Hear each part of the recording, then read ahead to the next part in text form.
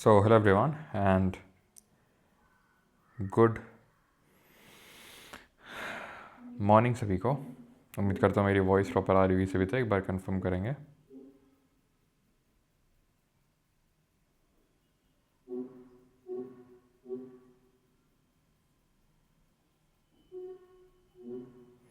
जी, सबको good morning. Lokesh, Khatri, Sandeep, अमन, राज सिन्हा, अंशुलपुरी, निशा श्रीवास्तव, मोहित, सुब्रता, विवेक, प्रिया, Lisa Pandey, Samarjeet Mohapatra.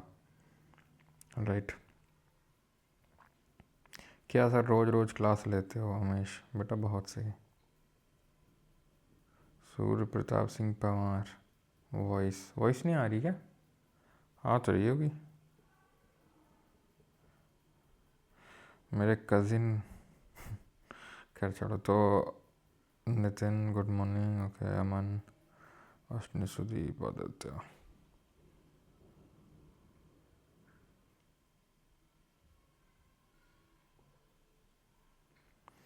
Okay Ayush, CHSL में भी आया था क्या?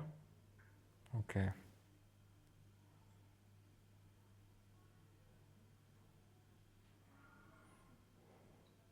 अच्छा दिख नहीं रहा है क्या? क्या क्या नहीं दिख रहा है? दिख तो रहा होगा। सारी चीज़ें प्रॉपर है ना? एक बार कंफर्म कर दो फिर स्टार्ट करें। पहले मैं सोच रहा हूँ कि हम लोग ये पार्लियामेंट्री कमेटीज़ ख़त्म कर लेते हैं, देन इसके बाद MCQs करते हैं, ज़्यादा सही रहेगा। ठीक है, छोटा सा एकदम टॉपिक है, ख़त्म हो जाएगा 10 मिनट में। उसके बाद क्वेश्चंस कर लेंगे, वो ज़्यादा सही रहेगा। ठीक है, रिवाइज करके आए हो ना आप लोग?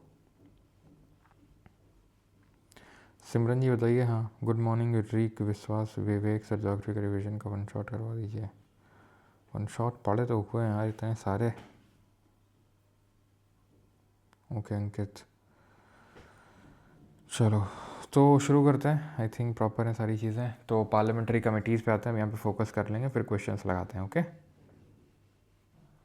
नहीं यूट्यूब पे क्लास नहीं चलेगा, एप्लीकेशन पे है। तुम लोग को हर चीज़ से दिक्कत है ना, यूट्यूब पे कराओ तो ऐप पे क्यों नहीं होती, ऐप पे कराओ तो यूट्यूब पे क्यों नहीं होती।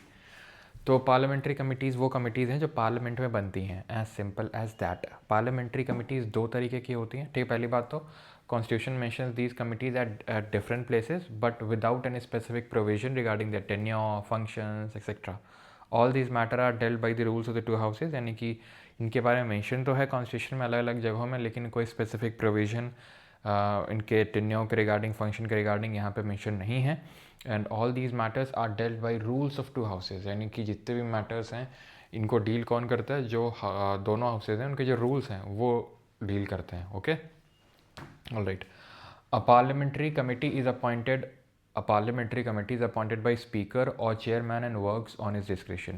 पार्लियामेंट्री कमेटी की अपॉइंटमेंट करता कौन है? जो प्रिसाइडिंग ऑफिसर है वो करता है पार्लियामेंट्री कमेटी की अपॉइंटमेंट। ठीक है, और उसी के ही डायरेक्शंस में, उसी के निर्देशों में वो काम करती है। ये चीज़ आपको समझने की ज़रूरत है। ठीक है, क्या कि अपॉइंटमेंट कौन करता है, इलेक्ट कौन करता है? स्पीकर है, चेयरमैन अपॉइंट करेगा और उसी के डायरेक्शन में ही यहाँ पे वो काम करेंगी। ये दो तरीके की होती हैं, एक जो परमानेंट होती हैं और एक जो टेम्प्रेरी होती हैं। परमानेंट का मतलब ये है कि वो बनी हुई हैं, वो बनी हुई हैं और वो बनी ही हुई हैं, वो डिज़ोल्व नहीं होती हैं वो। ठीक है, वो उनका काम फिक्स है, इसलिए वो परमानेंट हैं। टेम्प्रेरी ये है कि आज बन गई, एक स्पेसिफिक काम आया, फिर वो काम चला गया तो उनको हटा दिया गया, डिज़ोल्व कर दिया गया, as simple as that. Permanent committee को ही हम स्टैंडिंग कमेटी के नाम से जानते हैं और टेम्प्रेरी कमेटी को हम एडहॉक कमेटी के नाम से भी जानते हैं। क्या बात आपको समझ में आई कि परमानेंट कमेटी को ही स्टैंडिंग कमेटी बोलते हैं, स्थायी समिति बोलते हैं, और टेम्प्रेरी कमेटी को ही हम एडहॉक कमेटी यानी तदर्थ समिति बोलते हैं। ये चीज़ आपको ध्यान रखने की थोड़ी सी ज़रूरत है। ओके, स्टैंडिंग कमेटी भी अलग अलग तरीके के होंगे, लेकिन स्टैंडिंग कमेटी में हमें फाइनेंशियल कमेटी देखनी है। तो स्टैंडिंग फाइनेंशियल कमेटी तीन तरीके की होती हैं, public account committee, estimates committee और कमेटी ऑन पब्लिक अंडरटेकिंग्स, लोक लेखा समिति, प्राक्कलन समिति और सार्वजनिक उपक्रमों पर समिति। ठीक है, तो तीन ये आपकी फाइनेंशियल कमिटीज़ होती हैं, public account committee, estimate committee और committee on public undertaking. Clear है, जिनके बारे में हमें पढ़ना है अभी। ऑलराइट, हमें टेम्प्रेरी कमिटीज़ के बारे में ऐसा नहीं पढ़ना होता डिटेल में कुछ।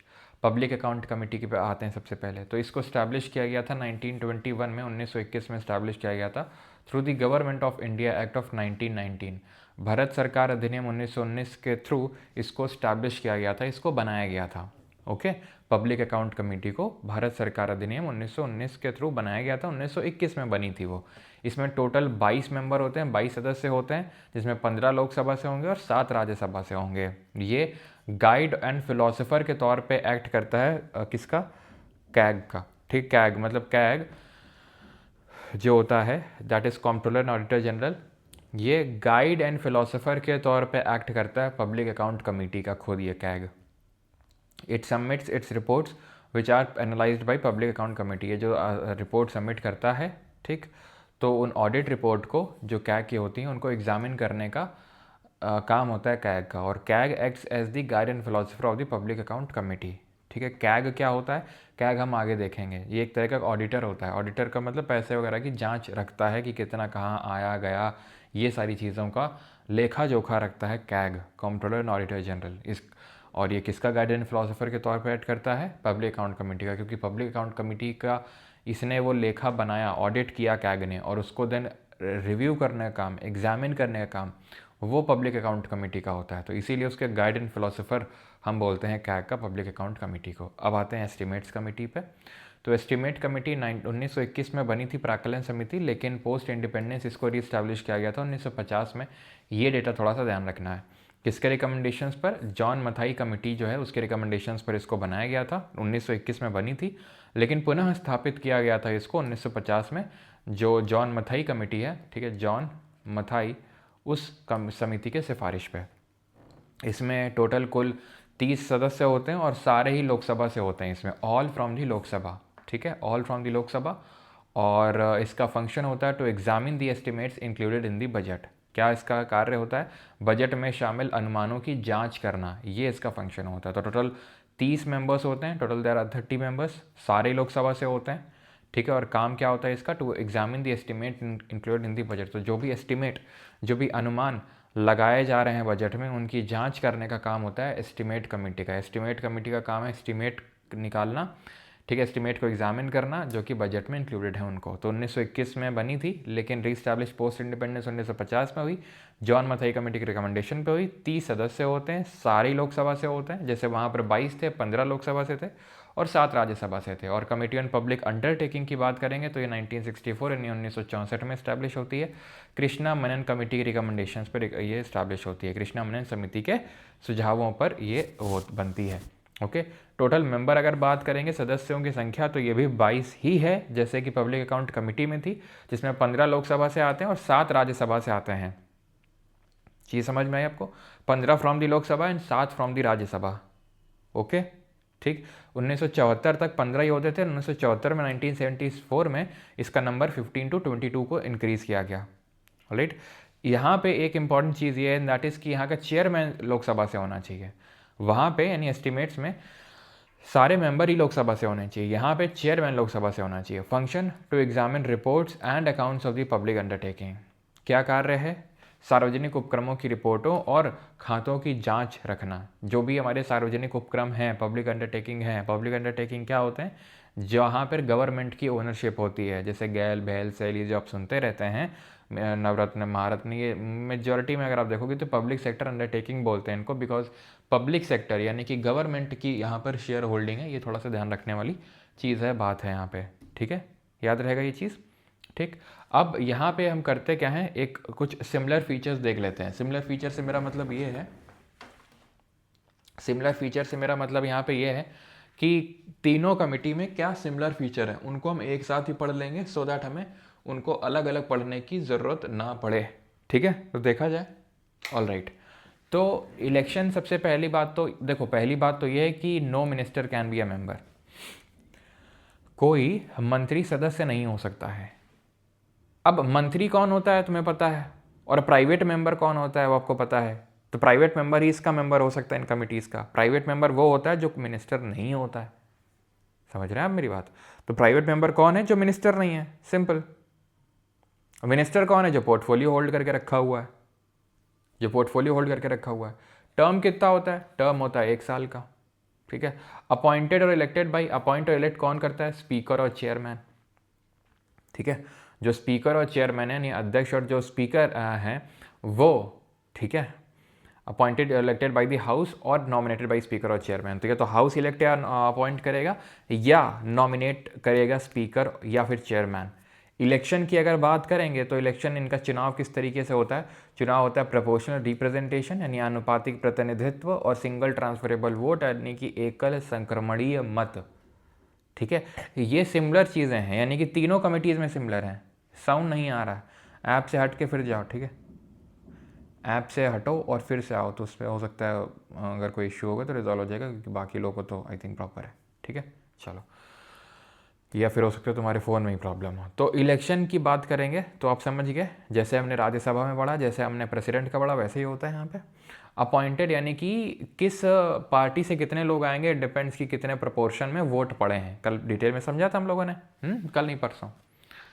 टर्म कितना होता है? सबका 1 साल होगा जितने मेंबर हैं, और कोई मिनिस्टर इसका मेंबर नहीं हो सकता है, क्योंकि आप खुद सोचो, यहाँ पे हम चीज़ों को रिव्यू कर रहे हैं, जांच कर रहे हैं, अब मिनिस्टर ही उसमें होंगे। इट इज़ लाइक कि भाई मैं अपना ही केस को देख रहा हूँ कि मुझे सज़ा मिलनी चाहिए कि नहीं मिलनी चाहिए, मैंने सही से काम किया है कि नहीं किया, वो उसका आकलन मैं कर रहा हूँ, तो मैं कैसे कर सकता हूँ, ठीक है। कुछ और भी कमेटी होती हैं, जैसे कि डिपार्टमेंटल स्टैंडिंग कमेटी होती हैं। तो कल जब हम बजट पढ़ रहे थे तो एक प्रोसीजर मैंने आपको पढ़ाया था, पीडीएस वैफ, हाँ, या पीडीएस डैफ, presentation of budget, then discussion of budget, then scrutiny by the departmental related standing committees. ये वही डिपार्टमेंटल स्टैंडिंग कमिटीज हैं। टोटल 24 हैं नंबर में। How many committees are there? Total 24, out of which 16 are from the Lok Sabha and 8 are from the Rajya Sabha. 16 Lok Sabha से हैं और 8 राज्यसभा से हैं, जिसमें हर एक कमेटी की जो मेंबरशिप होती है टोटल, वो 31 मेंबर्स की होती है, 31 सदस्य होते हैं, जिसमें 21 लोकसभा से निकल के आएंगे और 10 राज्यसभा से निकल के आएंगे। ये चीज़ थोड़ी सी आपको ध्यान में रखनी है। टोटल 24 कमेटी होती हैं, 24 में आपकी 16 लोकसभा से और 8 राज्यसभा से, जिसमें 31 मेंबर होते हैं हर एक कमेटी में, 21 लोकसभा से और 10 राज्यसभा से, ठीक। Note, speaker of Lok Sabha is the chairman of business advisory committee. Lok Sabha का जो अध्यक्ष होता है, निम्नलिखित समितियों के अध्यक्ष होते हैं। एक तो बिजनेस एडवाइजरी कमेटी के होते हैं, यानी कि जो स्पीकर ऑफ लोकसभा हैं, लोकसभा के अध्यक्ष, वो इन 3 कमेटी के चेयरमैन होते हैं। एक तो बिजनेस एडवाइजरी कमेटी, दूसरा रूल्स कमेटी, तीसरा general purpose committee. Business advisory committee, rules committee और जनरल पर्पस कमेटी, ठीक है। Deputy chair speaker has a special distinction where he automatically becomes the chairman of a committee of which he is a member of। यानी कि deputy speaker के पास special privilege मिली हुई है, उसको विशेष स्थान मिला हुआ है कि वो जिस भी कमेटी का, समिति का अध्यक्ष बन जाए, सदस्य बन जाएगा, उसका वो अपने आप अध्यक्ष बन जाएगा। यानी कि ऐसा हो ही नहीं सकता है कि डिप्टी स्पीकर किसी का मेंबर और उसका चेयरमैन ना हो, अध्यक्ष ना हो, समझ रहे हैं आप। तो लोकसभा का जो स्पीकर है वो 3 कमेटी का होता है, general purpose committee, rules committee और बिजनेस एडवाइजरी कमेटी। और डिप्टी स्पीकर का जो है स्पेशल प्रिविलेज के बारे में को पता होना चाहिए, ठीक है। चलो, अब क्वेश्चंस की बारी आती है, लगा लिए जाएं क्वेश्चंस को। चलो, लगा बेटा, क्वेश्चंस लगा। कोई सी का डाउट तो नहीं है? आई थिंक छोटा सा टॉपिक था, डाउट नहीं होना चाहिए यहाँ पे। रोहन जी पूछ रहे हैं लाइव क्यों नहीं होती सारी क्लास, कुछ साउंड ही नहीं आ रहा बेटा। उज्जवल, अच्छा, मैं साउंड ही नहीं आ रहा तो उज्जवल को सुनाई कैसे देगा जब मैं बोल रहा हूँ, अभी बात है। सर, क्रिसमस या न्यू ईयर में फैटमैन पर कोई डिस्काउंट मिलेगा? श्रुति जी, ऐसा तो कोई डिस्काउंट शायद नहीं मिलेगा। Yes, members can overlap.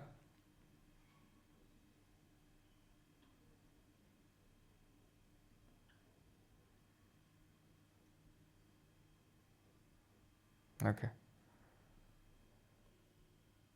Alright. The parliament of India is primarily based on the model of, तो भारत की संसद किस मॉडल पर आधारित है? तो ब्रिटिश पार्लियामेंट पर आधारित है, ध्यान रखना, इसीलिए क्योंकि ब्रिटेन की जो पार्लियामेंट है ना, वो एक जगह पड़ती है वेस्टमिंस्टर, वेस्टमिनिस्टर नहीं, वेस्टमिंस्टर, ठीक है, ये जगह पड़ती है, इसीलिए इसको वेस्टमिंस्टर मॉडल ऑफ गवर्नमेंट भी बोलते हैं। पार्लियामेंट्री फॉर्म ऑफ गवर्नमेंट को वेस्टमिंस्टर मॉडल ऑफ गवर्नमेंट भी बोलते हैं, ठीक है। आपको काफ़ी सारी नई चीज़ें जानने को मिलेंगी जब क्वेश्चंस आप लगाएंगे तो, ठीक है। Okay, which of the following descriptions with regard to the parliamentary privilege of for members of the parliament is और आर करेक्ट? बताइए। और काफ़ी लोगों को कुछ इससे मुझे पर्सनल मैसेज भेजना होता है, कुछ ऐसा करना होता है, तो मैं अपना व्हाट्सएप आपको दिए दे रहा हूँ, ठीक है, अगर भेजना होता है। लेकिन आप रिस्पॉन्स अभी, क्योंकि एक्चुअली था क्या, अभी मैंने नहीं दिया था बिकॉज कुछ तो जो मैं अपने फ़ोन में अभी आईफोन में कुछ तो अभी इशूज़ चल रहे थे, तो उसकी वजह से व्हाट्सएप मतलब चल ही नहीं रहा था। तो आज मैं उसको एंड्रॉयड पे शिफ्ट करने वाला हूँ, ठीक है, क्योंकि मैं मतलब काफ़ी मैंने ट्राई किया, परेशान हो गया, लेकिन इसी वजह से मैंने नंबर भी नहीं शेयर किया था, क्योंकि बहुत ज़्यादा फ्लडिंग हो जाती है और बहुत वो हैंग कर रहा था अभी तक, ठीक है। तो अभी आप ये व्हाट्सएप पे अगर कुछ ऐसा इंपॉर्टेंट होता है, आप ठीक है मुझे शेयर करना है तो आप कर सकते हैं 8840286735 8840286735, ठीक है। अभी एकदम से मत करना, क्योंकि अभी शिफ्ट हुआ नहीं है, ठीक है। अभी क्लास के बाद मैं उसको शिफ्ट करूँगा आई थिंक एंड्रॉयड पे, तो हो पाएगा, ठीक है, ऑलराइट। और बाकी रिप्लाई आप तुरंत एक्सपेक्ट मत किया करो, बिकॉज या फिर एक्सपेक्ट ही मत किया करो आप, क्योंकि इतने सारे, आप ये समझ लो कि इतने सारे उसमें मैसेजेस पेंडिंग थे कि इस वजह से वो हैंग ही कर गया, मुझे शिफ्ट करना पड़ रहा है उसको, ठीक है। 20,000 से ज़्यादा मैसेजेस अनरेड थे, आप समझ सकते हैं। तो इतने सारे मैसेजेस होते हैं, तो ज़रूरी नहीं कि मैं वो कर ही दूँ, मैं कोशिश करता हूँ ज़रूर उस चीज़ की, ठीक है। आईफोन भी हैंग करता है क्या, करता तो है, मतलब व्हाट्सएप तो करता है, एंड जो व्हाट्सएप एक्चुअल में बिज़नेस वो मैंने इंस्टॉल करके रखा था, एंड मैंने मतलब तकरीबन मतलब अपने 10 से 15 घंटे उसमें वेस्ट कर दिए हैं पिछले 1 महीने में, और कुछ सोल्यूशन उसका मिला नहीं है। बहुत टाइम दिमाग ख़राब हुआ और टाइम भी, खैर। Which of the following descriptions with regard to parliamentary privilege for members of the Parliament of India is or are correct? Speaker is empowered to refer suo motu any question of privilege for investigation. A question a question of privilege is accorded priority over other items in the list of business. The privilege extends to freedom from preventive arrest or detention. तो कल हम लोगों ने privileges पढ़े थे इन लोगों के कि ये कुछ भी बोल सकते हैं, फ्रीडम ऑफ स्पीच है इनके पास, कुछ भी बोलने का अधिकार है, ठीक है, right. But freedom extends to freedom from preventive detention, arrest और डिटेंशन, तो ऐसा तो नहीं है, ठीक है, कि इनके पास फ्रीडम है कि इनकी प्रिवेंटिव डिटेंशन नहीं हो सकती। प्रिवेंटिव डिटेंशन क्या होती है कि जब कोई क्राइम नहीं करता है, सिर्फ ऐसी आशंका होती है कि वो क्राइम कर सकता है, उस ग्राउंड में जो अरेस्ट होती है उसको प्रिवेंटिव अरेस्ट या डिटेंशन बोलते हैं। आर्टिकल नंबर 22 को आप यहाँ पे रिकॉल कर सकते हैं। तो ऑप्शन नंबर बी और डी तो इसका आंसर हो ही नहीं सकता है, पहला अपने आप हो गया कि speaker is empowered to refer suo motu any question of privilege for investigation. अध्यक्ष विशेष अधिकार के किसी भी प्रश्न के अन्वेषण के लिए स्वप्रेरणा से निर्देश के लिए सशक्त है, ठीक है। Question of privilege is accorded priority over other items in the list of business, बिल्कुल प्रिविलेज के वाली चीज़ को प्रायोरिटी दी जाती है, तो ये भी सही, ऑप्शन नंबर सी। थोड़ा सा डिफिकल्ट था लेकिन कोई नहीं। अगला करिए। सिविल सर्विसेज में इसी साल क्वेश्चन पूछा गया आईएएस के पेपर में, लेकिन मैं आपसे बोलता हूँ टफ नहीं है, पढ़ लो आराम से, लंबे लंबे स्टेटमेंट तुमको दिख रहे हैं, लेकिन अगर तुम पढ़ोगे और इसको ढंग से ठंडे दिमाग से करोगे, आराम से हो जाएगा, कोई डरने की ज़रूरत नहीं है क्वेश्चन से।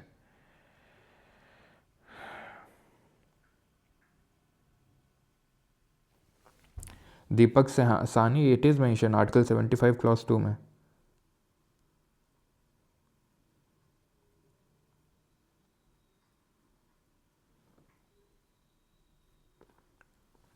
उपासना सिंघा, एनुअल फाइनेंशियल स्टेटमेंट एक बजट है जहाँ पे सरकार की प्राप्तियाँ और खर्चे मेंशन्ड होते हैं कि अगले साल सरकार कहाँ कहाँ से कितना अर्न करेगी और कितना कहाँ कहाँ पे खर्च करेगी, ठीक है। सरकार की इनकम कहाँ से होती है, खर्चे कहाँ से होते हैं, वो सारा जो डेटा है वो बजट में मेंशन किया जाता है। देन उसको अप्रूव करना होता है पार्लियामेंट को, वोटिंग होती है लोकसभा में। अगर अप्रूव कर दिया अप्रोप्रिएशन बिल को, वो सारी चीज़ें डिस्कशन होगा, वोटिंग होगी, डिपार्टमेंटल लेटरिंग स्टैंडिंग कमेटी उस पर उसको रिव्यू करेंगी, एंड अगर एक बार वोट हो गया तभी पार्लियामेंट जो गवर्नमेंट है, सरकार पैसा निकाल सकती है कंसोलिडेटेड फंड ऑफ इंडिया से, ओके।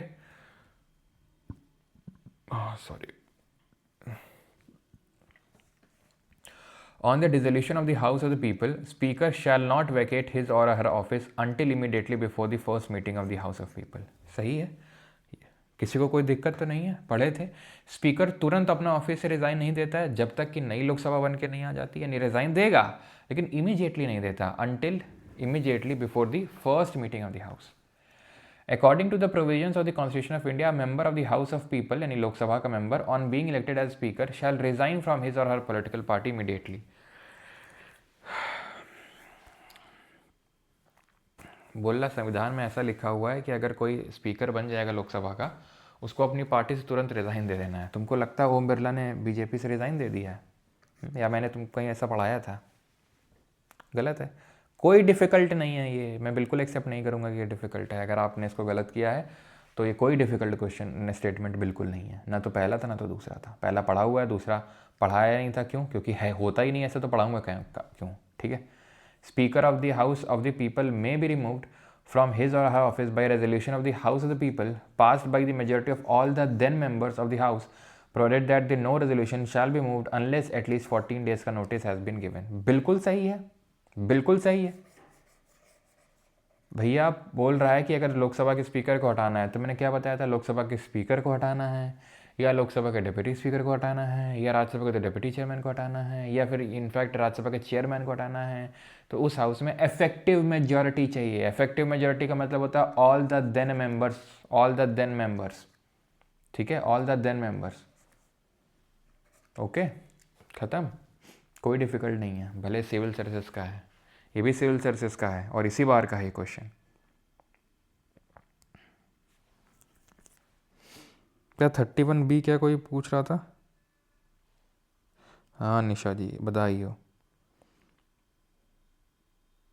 हाँ भाई, यस बन गया। सर कब पॉलिटिकल कंप्लीट होगा? ये डाउट जो है तुम लोगों का काफ़ी। कब भाई पॉलिटी होता है पहली बात तो अगले वीक में हो जाएगा पूरा वो, ठीक है। If any question arises as to whether a member of the House of the People has become subject to disqualification under the 10th schedule, the President decision in accordance with the opinion of the Council of Ministers shall be final। Wrong। क्यों? क्योंकि disqualification में कौन decide करता है? Article 103 में लिखा हुआ है प्रेसिडेंट डिसाइड करता है। इलेक्शन कमीशन ऑफ इंडिया से पूछे करता है। पहली बात तो यहाँ के लिखा हुआ है opinion of council of union minister, president council of. गलत भैया, ये बहुत ज़्यादा गलत है। क्यों? क्योंकि डिस्क्वालिफिकेशन अंडर 10th शेड्यूल पूछ रहा है ये तो। डिफेक्शन, और डिफेक्शन में किसका डिसीजन फाइनल होता है? टेल मी, डिसीजन में किसका डिसीजन फाइनल होता है? प्रिसाइडिंग ऑफिसर का, पीठासीन अधिकारी का होता है। प्रिसाइडिंग ऑफिसर का, लोकसभा में स्पीकर, राज्यसभा में चेयरमैन होता है। प्रिसाइडिंग ऑफिसर का डिसीजन फाइनल। यहाँ क्या लिखा? प्रेसिडेंट लेता है। पहली बात तो वो लेता ही नहीं है, और अगर लेता भी है अदर देन डिफेक्शन में, डिस्क्वालिफिकेशन के मामले में, तो काउंसिल ऑफ मिनिस्टर की एडवाइस नहीं लेता है, वो इलेक्शन कमीशन ऑफ इंडिया की एडवाइस लेता है। समझ रहे हैं आप? कि अगर मान लो डिफेक्शन ना भी होता तो भी गलत होता, क्योंकि प्रेसिडेंट काउंसिल ऑफ मिनिस्टर की एडवाइस ना लेके इलेक्शन कमीशन ऑफ इंडिया की लेता है। और वैसे तो यहाँ पे डिफेक्शन की बात कर रहा है। डिफेक्शन में डिस्क्वालिफिकेशन प्रिसाइडिंग ऑफिसर डिसाइड करता है। There is no mention of the word political party in the Indian constitution. बिल्कुल सही है, कोई मेंशन नहीं है पॉलिटिकल पार्टी का। भारत में कितनी नेशनल पार्टीज हैं? तो नेशनल पार्टी का दर्जा जो है 6 पार्टियों को मिलकर रखा हुआ है, ठीक है, 6 पार्टियों का। तब तक आप ये क्वेश्चन करो, पढ़ो, और मैं आपको ये लिखवाता हूँ कि नेशनल पार्टी का दर्जा कैसे मिलता है। ये हायर लेवल ऑफ जो एग्ज़ाम होते हैं उनमें ये क्वेश्चन पूछ सकता है, ठीक है। तो मैं लिख देता हूँ यहाँ पे, आप पॉज करके इसको करिए। ये भी सिविल सर्विसेज, अच्छा सॉरी, ये क्वेश्चन रिपीटेड है, कोई बात नहीं, रिपीटेड है क्वेश्चन, ये कर चुके हैं। यहाँ पे थोड़ा मैं लिखवा देता हूँ आपको कि पॉलिटिकल नेशनल पार्टी का दर्जा कैसे मिलता है, ठीक है। तो 3 होते हैं। अ पार्टी मस्ट गेट 6% और मोर वैलिड वोट्स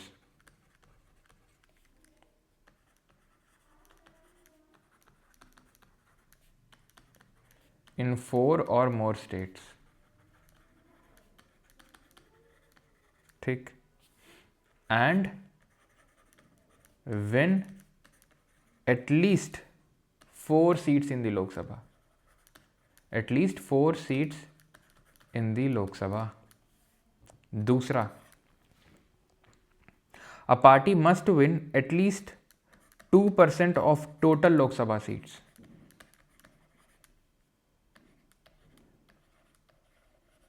ठीक, from at least 3 different states, at least 3 different states से 2% ऑफ टोटल लोकसभा सीट्स जीते। तीसरा है it must be, the party must be recognized as the state party, यानी इसको स्टेट पार्टी, राज्य party का दर्जा मिला हो इन एटलीस्ट 4 स्टेट्स, या तो 4 राज्यों में कम से कम स्टेट पार्टी का दर्जा मिला हो, या 2% टोटल लोकसभा सीट का, यानी 500 का 2% निकाल लोगे लगभग कितना आएगा, तो 11 सीट निकल के आएंगी। तो 11 सीट तुमने जीती हो लोकसभा इलेक्शन में, या तो 11 सीट निकाली हो लोकसभा के इलेक्शन में एटलीस्ट 3 डिफरेंट राज्यों से, ऐसा नहीं कि एक ही राज्य से। 6% और मोर वैलिड वोट्स इन 4 और मोर स्टेट्स, यानी कि 6% और मोर, इससे ज़्यादा वैलिड वोट आने चाहिए 4 या 4 से ज़्यादा राज्यों में, ठीक है। एंड साथ ही साथ, और नहीं, साथ ही साथ एटलीस्ट 4 सीट हों लोकसभा में, पूरे जितने वोट पड़े उसका 6%, 4 या ज़्यादा राज्यों से, और 4 सीट निकली हों, ठीक है। अब भारत में 6 पार्टियां जो हैं राष्ट्रीय पार्टी, जिसमें बीजेपी है, कांग्रेस है, बसपा है, आम आदमी पार्टी है, सीपीआई मार्क्सिस्ट है, और नेशनल पीपल्स पार्टी है। 2023 में 2023 की अगर बात करेंगे तो टीएमसी, तृणमूल कांग्रेस, एनसीपी शरद पवार वाली, और सीपीआई, इनको हटा दिया गया था, नेशनल पार्टी के दर्जे से हटा दिया गया था, और आम आदमी पार्टी को ग्रांट किया गया था। टोटल 6 हैं अभी, ठीक। चलो अगला करो। Which of the following statement about the Parliament of India is correct? A majority of members of Rajya Sabha are elected by a system of proportional representation and by means of single transferable vote. Now this statement is absolutely true. Correct ही पूछा तो सही हो जाएगा। Deputy chairman of the Rajya Sabha is nominated by the president from among the, बिल्कुल नहीं, nomination नहीं होता, उसका इलेक्शन होता है, राज्यसभा खुद इलेक्ट करती है। Lok Sabha can not be dissolve before the completion of its 5-year term. It can be dissolve, हुई है, कई बार डिजॉल्व हुई है। बोला लोकसभा पहले डिजॉल्व नहीं करी जा सकती, अरे करी क्यों नहीं करी जा सकती है। The members of the Lok Sabha also vote in the election of the members of the Rajya Sabha. Members of Lok Sabha also vote in the election of the members of Rajya Sabha, बिल्कुल नहीं। राज्यसभा के लोग कहाँ से चुन के भेजे जाते हैं? एमएलए लोग, जो विधानसभाएं होती हैं, लेजिस्लेटिव असेंबली होती हैं, वहाँ से चुन के आते हैं वो, ठीक है। इलेक्शन की बात करूँ, और 12 तो नॉमिनेटेड होते हैं बाय द प्रेसिडेंट। अगला है which of the following state has the highest number of seats in the council of state. सबसे ज़्यादा राज्यसभा सीट किस राज्य से हैं? सर मेजॉरिटी या फिर लगे हैं सर, आप मेरा कमेंट क्यों नहीं देख रहे? तो हम पढ़ा लें तो कमेंट देख लें, हैं? तुमको दिख नहीं रहा कि मैं कुछ लिख रहा था, अभी तक पढ़ा रहा था। सर आर्टिकल 31 भी कॉन्स्टिट्यूशन के बेसिक स्ट्रक्चर को डिस्टर्ब नहीं करता, वो अभी तक कैसे कंटिन्यू? कहाँ है कॉन्स्टिट्यूशन भाई? आर्टिकल 31B ने बोला था कि जो भी चीज़ हम रख देंगे 9th शेड्यूल में, that it would not be judicial review, उसका नहीं हो सकता है। लेकिन IR को लो केस में तो सुप्रीम कोर्ट ने बोल दिया है ना कि केसानंदा भारती से केस से पहले जो तुमने रख लिया सो रख लिया, अब जो भी तुम रखोगे it is subject to judicial review, बोल दिया ना उसने। चलो, तो आंध्रा की 11 सीटें हैं, बिहार की 16 सीटें हैं, हाईएस्ट पूछा है। एमपी की भी 11 सीटें हैं, तो ए और सी तो नहीं हो सकते। तमिलनाडु की 18 सीटें हैं, तो option number D. Which of the following statement about motions in the parliament is correct? तो भारत की संसद में प्रस्तावों के बारे में निम्नलिखित में से कौन सा कथन सही है? A motion of no confidence can be admissible against an individual minister in the council of minister. No confidence motion जो है, अविश्वास प्रस्ताव, एक इंडिविजुअल मिनिस्टर के खिलाफ भी आ सकता है, विच इज़ एब्सोल्युटली रॉन्ग। क्यों? क्योंकि no confidence motion entire council of minister के खिलाफ ही आ सकता है। लाने के लिए 50 मेंबर्स का यहाँ पर अप्रूवल चाहिए, और अगर सेंसर मोशन लाना है तो वो उसको या तो सिंगल इंडिविजुअल मिनिस्टर के खिलाफ या एंटायर काउंसिल ऑफ मिनिस्टर के खिलाफ, दोनों के खिलाफ लाया जा सकता है। और पहला यहाँ पर गलत है। No confidence motion must set out grounds on which it is based. Ground बताने की ज़रूरत नहीं है, क्योंकि बस 50 मेंबर का आपने अप्रूवल ले लिया, बात खत्म, ठीक है। वोट ऑन क्रेडिट होता है कि भाई आपने क्रेडिट ले लिया, ब्लैंक चेक दे दिया पार्लियामेंट ने, लो पैसा निकाल लेना। वोट अकाउंट अभी नहीं होता है, पहले होता था कि पैसा दे दिया जाता था इन लोगों को, सरकार को, कि 2 महीने तक खर्च करो जब तक बजट नहीं पूरा पास हो जाता है। लेकिन अब क्योंकि बजट पहले ही पास हो जाता है फाइनेंशियल ईयर से पहले ही, तो इसलिए वोटर उसका अब कोई मतलब नहीं है। नॉमिनेशन पत्र रिपीट किया कीजिए, मेरा दिया दिल जलता है CHS में 14 था। अच्छा, चलो। Rajya Sabha is not empower to entertain a motion of no confidence. Yes, true. क्यों? क्योंकि सरकार गिरती है नो कॉन्फिडेंस मोशन में, सरकार गिरती है नो कॉन्फिडेंस मोशन में, इसीलिए क्योंकि सरकार गिरती है नो कॉन्फिडेंस मोशन में, इसीलिए इसको नहीं लाया जा सकता है, not empowered to entertain a motion of no confidence, क्योंकि राज्यसभा एक परमानेंट हाउस है। इसी तरीके से एक चीज़ मैं और आपको यहाँ पर बताना चाहूँगा, वो होती है एडजर्नमेंट मोशन। इसको भी लाने के लिए 50 मेंबर का अप्रूवल चाहिए, ठीक है, एडजर्नमेंट मोशन, ठीक है। इसका भी पर्पस होता है कि किसी urgent matter of public importance पे हाउस का ध्यान आकर्षित करना, एडजर्नमेंट मोशन का। और अगेन ये भी एडजर्नमेंट मोशन क्या है कि अगर ये भी it amounts to defeat of government, और कोई भी चीज़ which amounts to defeat of government वो लोकसभा में तो आ सकती है लेकिन राज्यसभा में नहीं, ठीक है, ओके। और specific ground need not be based, ये गलत हो जाएगा बिकॉज उसको रीजंस बताने की ज़रूरत है सेंसर मोशन की, क्योंकि वहाँ पर किसी मेंबर का अप्रूवल नहीं ले रहे थे, लेकिन तो रीज़न बताना पड़ेगा आपको वहाँ पे। Which among the following was the first pro tem speaker to be unanimously elected as the speaker of Lok Sabha. अब प्रोटेम स्पीकर यानी कि सामयिक अध्यक्ष जो है हम पहले पढ़ चुके हैं कि वो होता है जो नई लोकसभा में बना दिया जाता है, न्यूली अपॉइंटेड लोकसभा के मेंबर्स को ओथ दिलाने के लिए, शपथ दिलाने के लिए प्रेसिडेंट सीनियर मोस्ट मेंबर को प्रोटेम स्पीकर के तौर पे क्या कर देता है, इलेक्ट कर देता है यूनानिमसली, ठीक, मतलब इलेक्ट कर देता है उसको, ठीक है, अपॉइंट कर देता है उसको, वो उसको ओथ दिला देगा। और जैसे कि मेहताब जी थे हमारे 18वीं लोकसभा में, उनको ओथ दिला देंगे, वो सबको ओथ दिला देंगे। अब उसके बाद क्या होता है, आप नीचे उतर आइए जब तक, और हाउस अपना एक परमानेंट स्पीकर चुन लेगा। लेकिन ये थे आपके सोमनाथ चटर्जी जो कि प्रोटेम स्पीकर भी थे और वो लोकसभा के स्पीकर भी बन गए, यानी कि प्रोटेम स्पीकर भी बने और बाद में उनको इलेक्ट भी कर दिया गया एज परमानेंट लोकसभा का speaker. Which among the following is और are the functions of the cabinet secretariat, निम्नलिखित में से कौन से मंत्रिमंडल सचिवालय के कार्य हैं, क्या है कैबिनेट सेक्रेटेरिएट के? To ensure inter-ministerial coordination, yes. Management of major crisis situations in the country, option number C, both 1 and 2, ठीक है।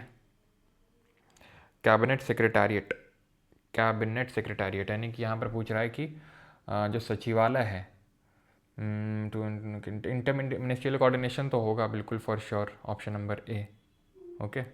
और मेजर, ठीक है, ऐसा कोई इशू नहीं है, दोनों ही सही होंगे आपके, ठीक है। Which of the following statement is not correct? A censure motion, again censure motion no confidence पे ये क्वेश्चन है, करिए जल्दी से।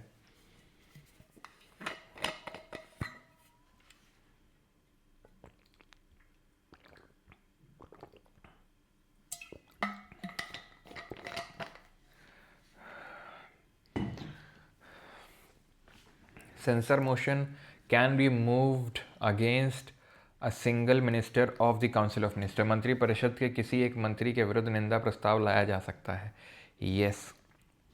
सिंगल और एंटायर दोनों के खिलाफ लाया जा सकता है। Motion of no confidence can not be moved against the prime minister alone, yes. एक सिंगल मिनिस्टर के खिलाफ नहीं लाया जा सकता है, एंटायर के खिलाफ लाना होता है इसको आपको।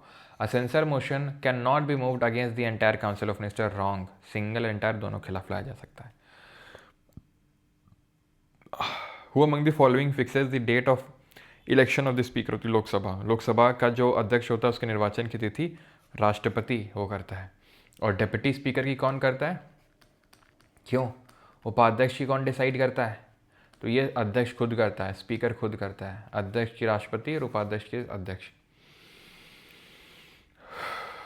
Which of the following statement is or are correct? Parliament of India consist of the president, Lok Sabha Rajya Sabha, yes. कौन सा आर्टिकल है जो पार्लियामेंट के कॉम्पोजिशन की बात करता है? Rajya Sabha was constituted for the first time in 1950, 1950 में, यस। 79, ठीक है, तो आंसर ऑप्शन नंबर सी हो जाएगा। अब ये बताइए राज्यसभा को कब कॉन्स्टिट्यूट किया गया था, एग्जैक्ट डेट बताइए। क्यों? राज्यसभा को कब कॉन्स्टिट्यूट किया गया था, एग्जैक्ट डेट तो आपको पता चलेगा भैया, 3 अप्रैल 1952। तो क्या ये सही होगा, गलत होगा? ठीक है, जो सी आप मार दिए हैं 1 ओनली होगा, तुरंत बस सब में बोथ 1 लगा दो, बोथ 1 and 2, क्यों बोथ 1 and 2, बोथ 1 and 2। 3 अप्रैल को कॉन्स्टिट्यूट हुआ था, याद आया? 17 अप्रैल 1952 को लोकसभा हुआ था, 3 को ये हुआ था। दोनों की फर्स्ट जो मीटिंग है, सेशन है, वो एक ही दिन हुआ था, 13 मई 1952 को, ठीक। Not a function of parliament of India, क्या फंक्शन नहीं है? कानून बनाना है, एग्जीक्यूटिव कंट्रोल करना, ये 75 क्लॉज 3 को देख लो। कलेक्टिव रिस्पॉन्सिबिलिटी है तो उसको कंट्रोल करना, उससे क्वेश्चन करना, वो सब। अपॉइंटिंग जजेस ऑफ सुप्रीम कोर्ट, अपॉइंटमेंट राष्ट्रपति का काम है, इनका नहीं, ठीक है। Which of the following systems of representation is adopted for the election of members to the Lok Sabha. निम्नलिखित में से प्रतिनिधित्व की किस प्रणाली को लोकसभा के सदस्यों के निर्वाचन के लिए अंगीकार किया गया है? लोकसभा में किस तरीके से इलेक्शन होता है? First past the post system से, option number C. Proportional representation से होता है राज्यसभा में, और first past the post system सर्वाधिक मत से जीत की पद्धति जो है ये लोकसभा में होती है। 16th, which among the following Lok Sabhas had the shortest span, इनमें से कौन सी लोकसभा की अवधि सबसे कम थी? 2nd, 5th, 9th या 12th? तो आंसर क्या होगा? आंसर होगा यहाँ पे 12th लोकसभा का शॉर्टेस्ट स्पैन था, ठीक है। Question 17th, when a member of the parliament desires an oral answer from a ministry, which of the following types of questions will be suitable? Oral answer, यहाँ पे अगर मौखिक उत्तर चाहता है तो कौन सा होगा?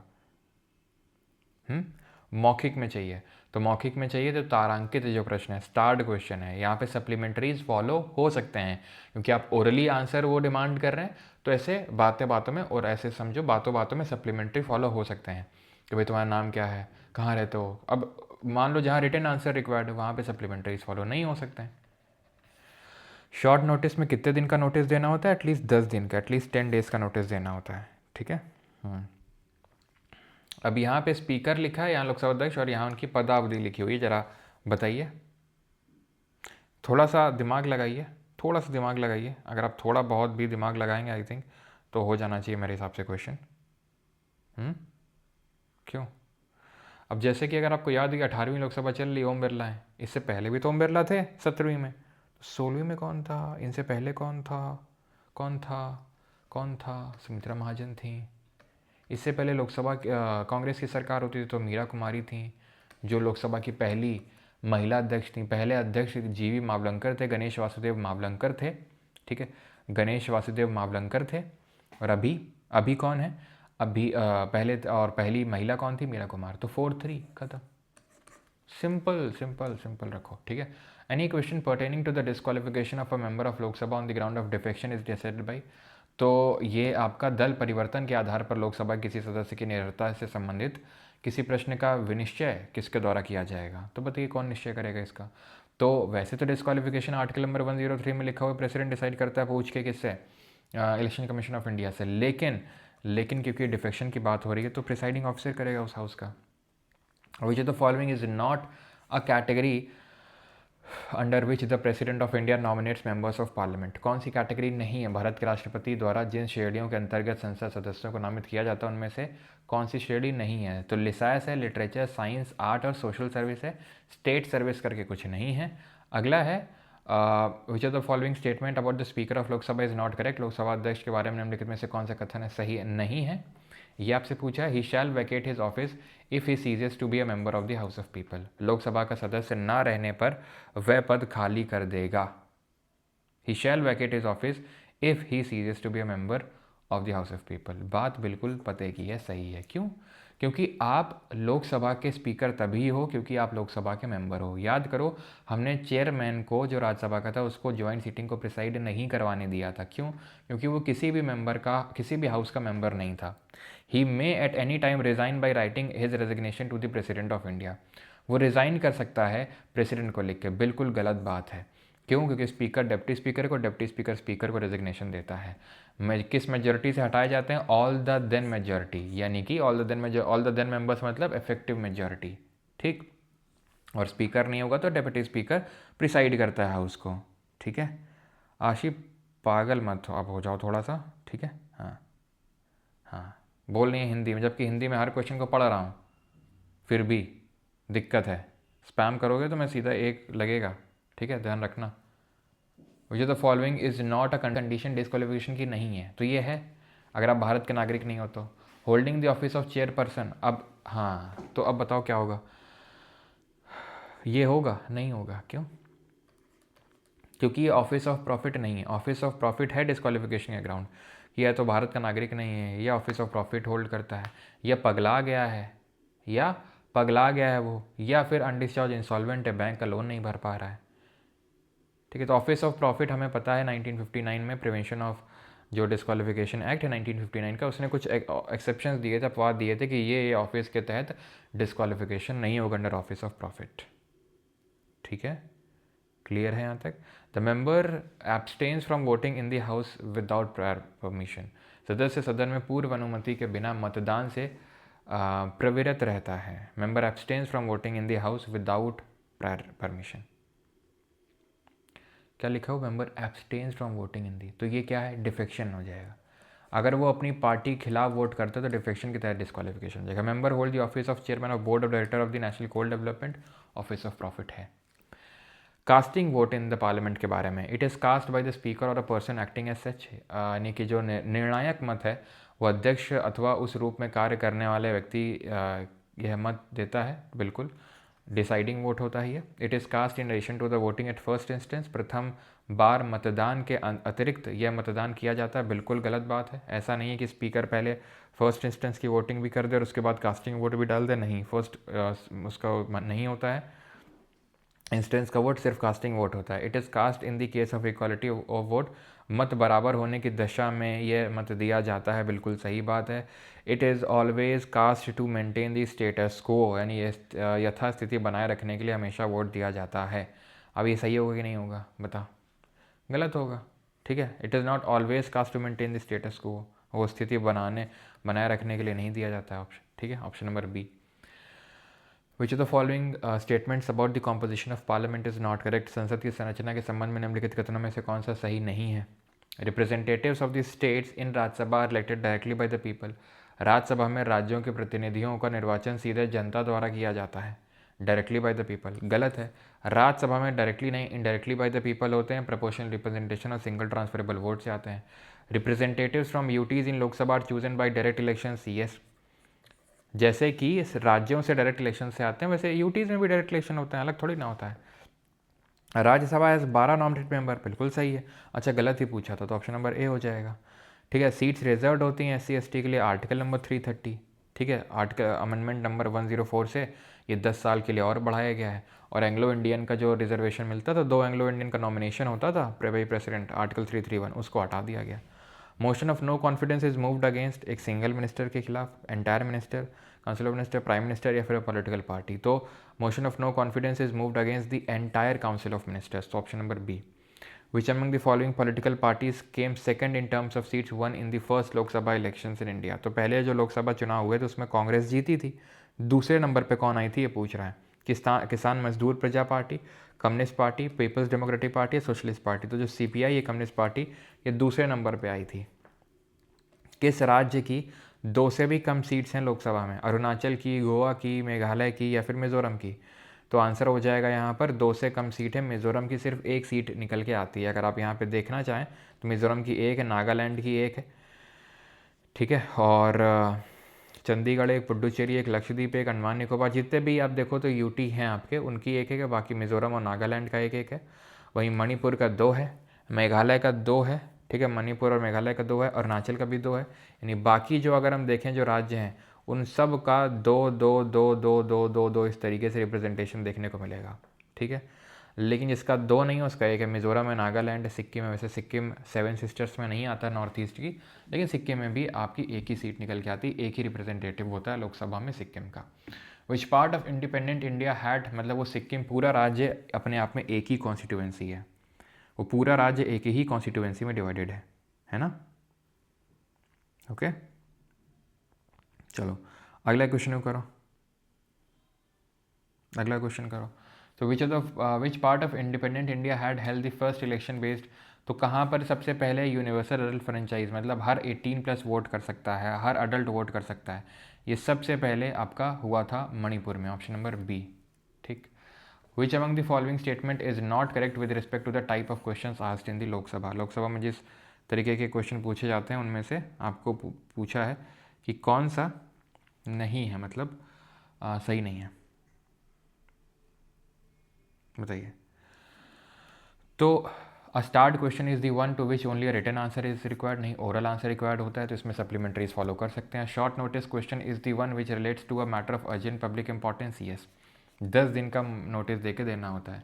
Oral answer is the one in which an oral answer is not given. Not correct पूछा था तो ये हो जाएगा आपका ऑप्शन नंबर ए, क्योंकि गलत पूछा आपसे तो ऑप्शन नंबर ए आंसर हो जाएगा। बिल्कुल इसमें रिटर्न होता है, रिटर्न आंसर रिक्वायर्ड होता है। No supplementary question can be asked on unstarred, तो सप्लीमेंट्री इसमें फॉलो नहीं हो सकते हैं। ओके ऑलराइट, अगला करिए, which of the following statement is और are correct as per the constitution of India. तो संविधान के हिसाब से कौन सा सही है आपसे पूछा है। Parliament of India has the power to make provisions with respect to delimitation of constituencies, यानी कि जो परिसीमन होता है उसके लिए जो संसद है वो पावर्स बना, उसके पास पावर है कि वो रूल्स बना सकती है। बिल्कुल इस बात सही है। The validity of a law made by the Parliament of India with respect to delimitation of constituency shall not be called in the question in a court। यानी कि डिलिमिटेशन को लेकर जो भी पार्लियामेंट ने कानून बनाया है उसको कोर्ट में क्वेश्चन नहीं किया जा सकता। ये भी बात बिल्कुल सही है, कोर्ट में कोई क्वेश्चनिंग नहीं हो सकती उस चीज़ की। 33 करिए 33, which of the following statements is और are not correct about the parliamentary practice of asking questions in the parliament of India. तो कौन सा इसमें से सही नहीं है, ये आपसे क्वेश्चन पूछ रहा है। हाँ जी, तो first hour of every parliamentary sitting in both ages of parliament is devoted to asking questions refer to as question hour. इसको प्रश्नकाल बोलते हैं। ठीक है, आपको पता है 11 बजे से लेकर सुबह 12 बजे दोपहर तक का जो टाइम होता है उसको क्वेश्चन आवर बोलते हैं। Questions are generally asked by the members of the parliament from the ministers. तो क्वेश्चन जो पूछे जाते हैं वो मेंबर ऑफ पार्लियामेंट के द्वारा पूछे जाते हैं बाई मिनिस्टर जनरली। ऐसा नहीं कि सारे क्वेश्चन, कुछ प्राइवेट मिनिस्टर से, कुछ प्राइवेट मेंबर से भी क्वेश्चन पूछे जाते हैं। 4 तरीके के सवाल देखे थे, starred, unstarred, short notice and question to private member. लेकिन जनरली क्वेश्चन तो भैया मिनिस्टर से ही पूछे जाएंगे, क्योंकि मिनिस्टर ही काम कर रहा है तो उससे ही क्वेश्चन पूछे जाएंगे। ठीक है, 3 तरीके के जो क्वेश्चन थे, स्टार्ट, अनस्टार्ट और शॉर्ट नोटिस, वो तो मिनिस्टर से ही पूछे जा रहे थे ना। तो half an hour discussion on matters arising out of questions already answered can be held only in the Lok Sabha. ऐसा नहीं है, ठीक है, ऐसा बिल्कुल नहीं है कि अब देख सकते हो आप यहाँ पर ओनली इन लोकसभा लिखा है, और ओनली, ऑलवेज, नन, नेवर। ठीक है, तो ये सब एक्सट्रीम कीवर्ड होते हैं। और हाफ आवर डिस्कशन क्या होते हैं, ये पार्लियामेंट्री प्रोसीजर होता है। ठीक है, पब्लिक इम्पोर्टेंस का अर्जेंट, मतलब मैं कोई भी मैटर है पब्लिक इम्पोर्टेंस का उसको डिस्कस करने के लिए। ठीक है, तो उसके लिए होता है। तो यहाँ पर पहला दूसरा अगर सही है तो तीसरे और चौथे को गलत होना ही पड़ेगा, क्योंकि नॉट करेक्ट पूछा है। तो 3 4 होगा, क्योंकि पहले दूसरे सही, ये नहीं होगा, ये नहीं होगा, ये नहीं होगा, खत्म। तो तीसरे चौथे को गलत होना ही पड़ेगा। Questions can not be address to a private member, यानी क्वेश्चन पूछा ही नहीं जा सकता प्राइवेट मेंबर से, ये बात गलत है। How many delimitation commission have been constituted by the government of India till December 2023। December 2023 तक कितने डिलिमिटेशन कमीशन आपके बन चुके हैं, बताइए।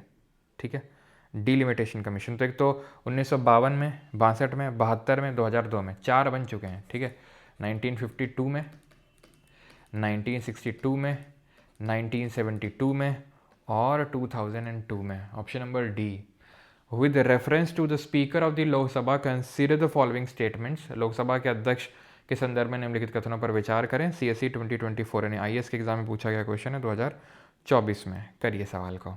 ठीक है, 40 तक क्वेश्चन करेंगे, 40 या ठीक है, उसके 50 तक करेंगे, उसके बाद हम लोग करेंगे SSC वाले। ठीक है, SSC रेलवे वाले, क्योंकि यही इन्हीं में टाइम लगता है, वो तो खटखट तुरंत हो जाते हैं। ठीक है, while any resolution for the removal of the speaker of Lok Sabha is under consideration. अगर रिमूवल का रेजोल्यूशन अंडर कंसिडरेशन है, अगर लोकसभा को हटाने की बात चल रही है लोकसभा के अध्यक्ष की, तो क्या पीठासीन हो सकता है? नहीं हो सकता। ही शैल नॉट प्रिसाइड, बिल्कुल बात सही है। He or she shall not have right to speak, उसको बोलने का अधिकार नहीं है, गलत है।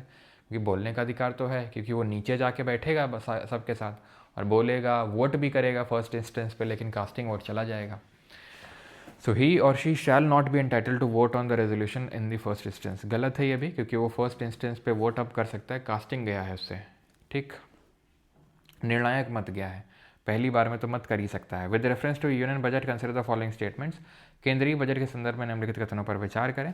Union finance minister on behalf of prime minister lays the annual financial statement before both houses of parliament. प्रधानमंत्री की ओर से केंद्रीय मंत्री संसद के दोनों सदनों में के समक्ष वार्षिक वित्तीय विवरण रखते हैं। ये बात बिल्कुल गलत है, क्योंकि union finance minister prime minister नहीं, आपके प्रेसिडेंट के बिहाफ पे इसको रखते हैं।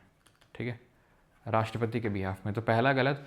Eight the union level no demand for grant can be made except on the recommendation of the president of India. बात बिल्कुल सही है, option number B is the correct answer, 2 only.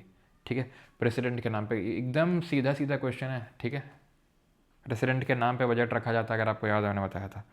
ठीक है, लेकिन रखता कौन है? वो यूनियन फाइनेंस मिनिस्टर रखता है। अगला क्वेश्चन फिर से सिविल सर्विसेज 2024 का क्वेश्चन है ये।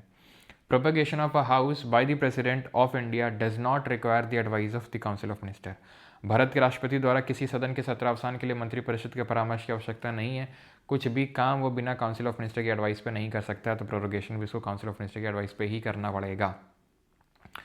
Prorogation of a house generally done after an house is urgent sine die, but there is no bar to the President of India prorogating the house which is in session. बताया था adjournment और adjournment sign die पे। Adjournment होता है कि एक दिन बोल दिया, टाइम बता दिया कि भाई इतने टाइम हम लोग मिलेंगे। साइन डाई का मतलब है जाओ घर जाओ, छुट्टी हो गई, यानी इसका मतलब है अगर दिन नहीं बताया, डेट नहीं बताई, मतलब कि अब छुट्टी हो गई, ये सेशन खत्म हो गया और ये प्रेसिडेंट को सिग्नल है कि आप प्रोरोग कर दो। लेकिन इसका मतलब ये नहीं कि प्रेसिडेंट वेट ही करेगा, अगर वो ड्यूरिंग द सेशन भी कर सकता है, उसके पास इतनी पावर है। दूसरा सही होगा, और सही होगा तो तीसरे को सही होना पड़ेगा।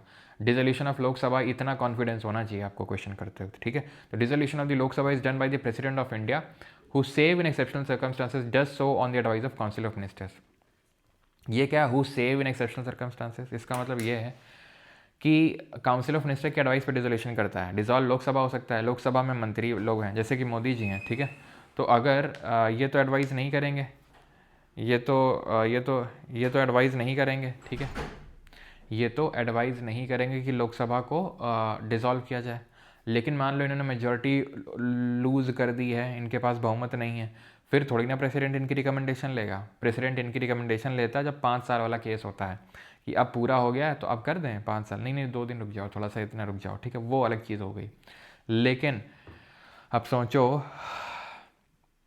अगर बहुमत ही खो दिया तो मोदी जी के थोड़ी ना बोलेंगे नहीं हमारी सरकार अब तुम गिरा दो, वो तो ये बोलेंगे मत गिराओ, ठीक है। तो वही चीज़ है ये। Right.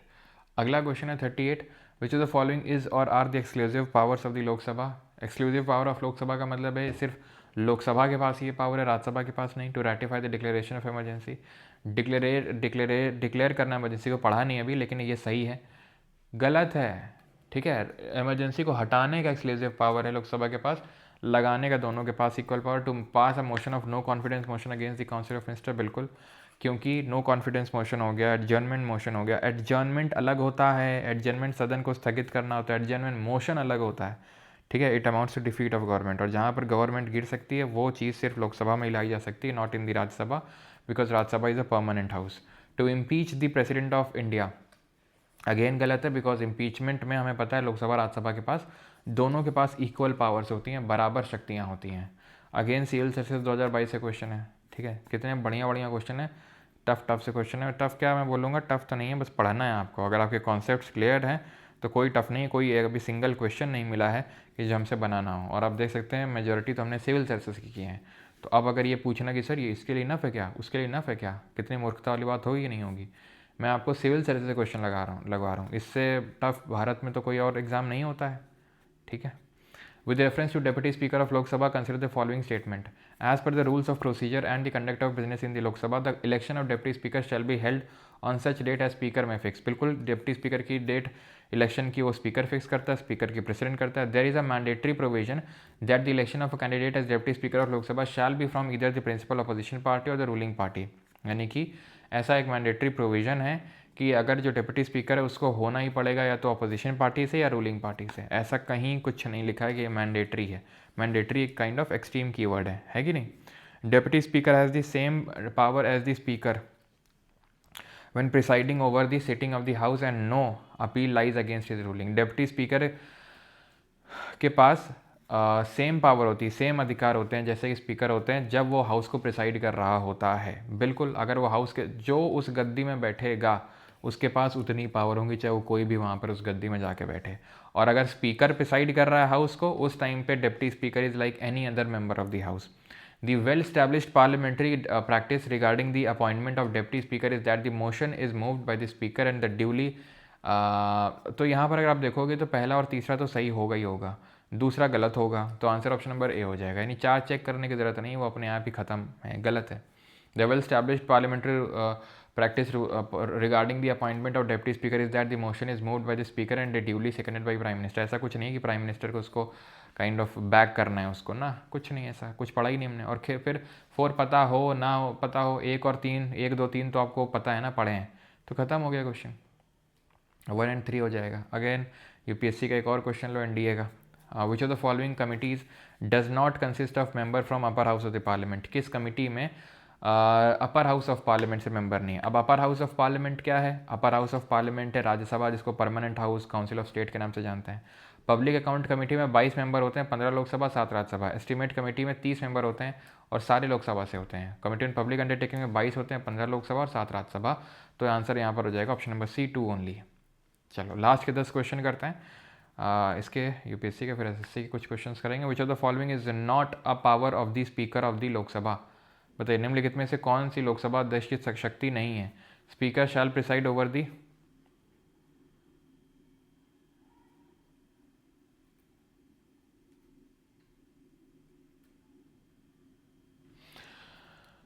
Speaker shall preside over the house of people, सही है। Speaker will cast the vote in the first instance in the house, गलत है, कास्टिंग वोट करता है। Speaker will have the power to maintain order with in the house of people, yes, उसका काम ही यही होता है, गलत पूछा था, ये हो गया।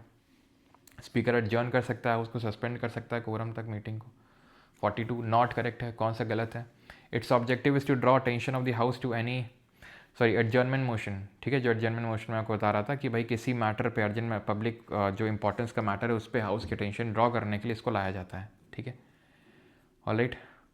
तो its objective is to draw attention to the house to any recent matter of urgent public importance, yes.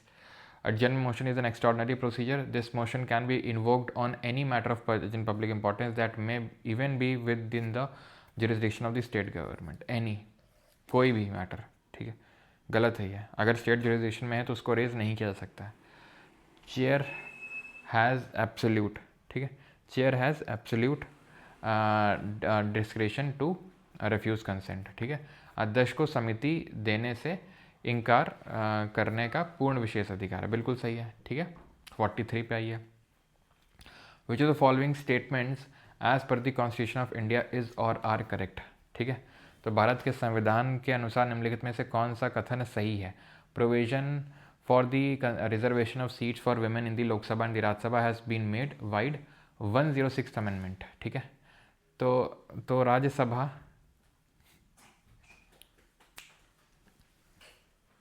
ठीक है, तो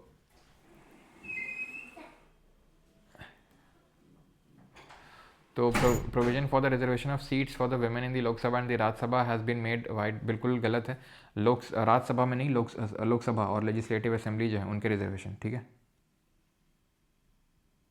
ठीक है। तो वहाँ पर रिजर्वेशन के लिए 106th अमेंडमेंट है, ना कि राज्यसभा में, अपर हाउस में नहीं। There are provisions for the reservation of seats for women in the legislative assemblies, बिल्कुल नहीं, ऐसा कोई प्रोविज़न नहीं। सिर्फ पंचायत और नगर पालिका में, सिर्फ जो लोकल बॉडीज़ हैं पंचायत, वहीं पर अभी तक सिर्फ रिजर्वेशन था वुमेन को, और कहीं पे नहीं था, ठीक है, ठीक है। तो पहला दूसरा गलत, तीसरे को अपने आप सही होना पड़ेगा। There are provisions for reservation of, okay ठीक है, वही लिखो, option number D, ECDS 2/2025। 44th, which of the following statement regarding a government bill in the parliament is or correct? A minister has to be given 7 days notice to introduce the bill, बिल्कुल। बाकी private member के लिए 30 दिन होता है, minister के लिए 7 दिन। The bill can not be introduced in the list of the business if it is not circulated at least 3 days before its introduction. Speaker has the description to allow introduction without prior circulation.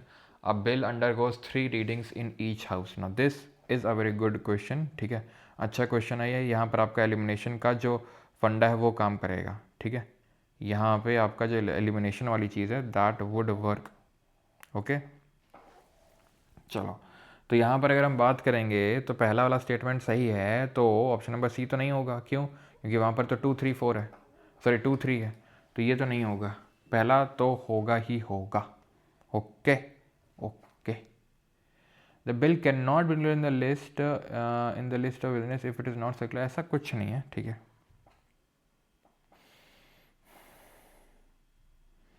ऐसा कुछ नहीं है, ठीक है, कि नहीं उसको introduce इन, मतलब can not be in the list of business अगर उसको 3 दिन पहले सर्कुलेट नहीं किया, ऐसा नहीं है, ठीक है। अब बचा 3, स्पीकर यानी 1, 4, 1, 3। Speaker has the description to allow introduction without prior circulation, नहीं पहले तो सर्कुलेट करना पड़ेगा, ठीक है। और बिल 3 रीडिंग होती, मैंने आपको थोड़ा सा लिखवाया तो नहीं था लेकिन बताया था, first reading, second reading, third reading, इस तरीके से होता है, ठीक है। 45, which of the following statements about money bill is are correct? Money bill passed by the Lok Sabha shall be returned by the Rajya Sabha within 14 days with its recommendations. Yes, 14 दिन का होता है। Lok Sabha shall agree to the recommendation of, Lok Sabha को agree करना ही होगा राज्यसभा के recommendation, ऐसा बिल्कुल नहीं है, ऐसा कोई मैंडेशन नहीं होता ही नहीं, लोकसभा को एग्री ही करना है। Finance minister has absolute powers to pass the money bill, है एब्सोल्यूट पावर क्या होती है,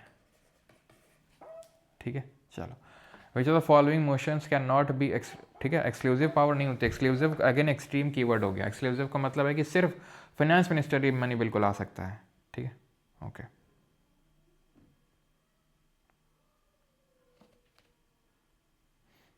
ये अति थी वो, हाँ। विच of the following motions can not be made while introducing an ordinary bill in the parliament, ठीक है। तो संसद के किसी सामान्य विधेयक को प्रस्तुत करते समय निम्नलिखित में से कौन सा प्रस्ताव नहीं किया जा सकता है? Can not be made while introducing an ordinary bill in the parliament. Which of the following motions can not be made while introducing an ordinary bill? That the bill be taken into consideration, ठीक है, that the bill is taken into consideration, that the bill be circulated for the purpose of eliciting public opinion, that the bill be referred to select committee, that the bill be referred to joint committee of the without the concurrence of the other house। समझना ध्यान से, जब ordinary bill आता है ना, साधारण विधेयक, तो पहली रीडिंग होती है, फिर कमेटी के पास जाती है, कमेटी रिव्यू करती है। कमेटी दो तरीके की होती है, सेलेक्ट कमेटी और जॉइंट कमेटी। सेलेक्ट कमेटी उस हाउस की कमेटी होती है, लोकसभा में है तो लोकसभा की सेलेक्ट कमेटी तो लोकसभा के मेंबर्स होंगे, राज्यसभा की तो राज्यसभा के मेंबर होंगे। जॉइंट कमेटी होती है दोनों हाउसेस की जॉइंट। बोल रहा है कि मैटर जॉइंट कमेटी को दिया जा सकता है बिना दूसरा हाउस से पूछे, कोई बात हुई? हाँ, विधेयक को दूसरे सदन की सहमति के बिना ही सदन को किसी संयुक्त समिति में को भेजा जा सकता है, कोई बात हुई? दूसरे हाउस से पूछना तो पड़ेगा जी। Not a provision related to money bill, निम्नलिखित में से कौन सा एक धन विधेयक से संबंधित उपबंध नहीं है? Imposition, abolition, remission, alteration, regulation of tax, बिल्कुल। फीस लेवी करना वो मनी बिल नहीं, लेकिन ये सब तो मनी बिल में आते हैं धन विधेयक में। Appropriation of moneys out of consolidated fund of India, बिल्कुल, उससे पैसा निकालना वो भी आएगा। Imposition of fines by local authority for local purpose, स्थानीय प्रयोजन के लिए किसी स्थानीय प्राधिकारी द्वारा अर्थदंड का अधिरोपण, बिल्कुल नहीं, ठीक है। इम्पोजिशन ऑफ फाइन से लोकल अथॉरिटी, लोकल पर्पस, ये सब ने देखा था, मनी बिल में नहीं आएगा, अलग से देखा था हमने, ठीक है। Third last question, which of the following statements about a bill for amendment of the constitution of India is not correct? अच्छा, अमेंडमेंट बिल के बारे में पूछा है, करो जरा देखते हैं। It is governed by Article 368 clause to the Constitution of India. Yes, joint sitting can be resorted to for no, देखा था हमने, जॉइंट सिटिंग मनी बिल के केस में नहीं हो सकती है और कॉन्स्टिट्यूशनल अमेंडमेंट बिल के केस में भी नहीं हो सकती है संयुक्त बैठक, ठीक है। संविधान को अमेंड करने कोई बिल राज्य के विधानमंडल में नहीं आ सकता, स्टेट लेजिस्लेचर में नहीं आ सकता, सही है। The previous sanction of the president of India is not required for introducing and, ये गलत है, बिकॉज ज़रूरत होती है, ठीक है, ज़रूरत होती है।